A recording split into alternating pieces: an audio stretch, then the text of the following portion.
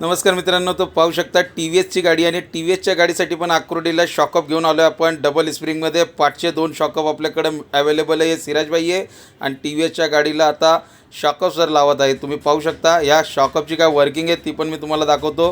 सर्वात आधी तुम्हाला म्हणू इच्छितो की टी व्ही एस गाडीचं कॉन्सेप्ट पण आपल्याकडे अवेलेबल आहे. तो स्टेअरिंगमध्ये लागतो या साईडला.